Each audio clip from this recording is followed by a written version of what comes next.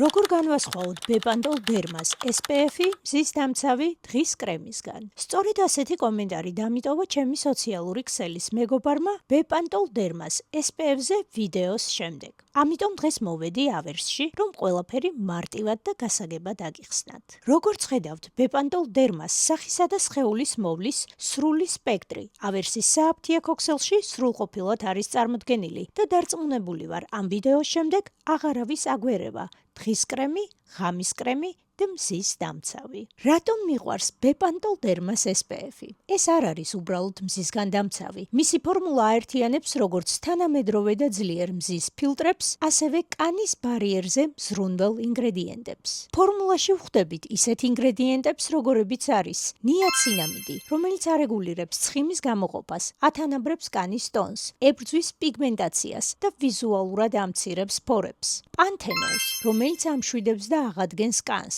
გლიცერინს და სკვალანს, რომლებიც კანს ინტენსიურად ატენიანებს და იცავს.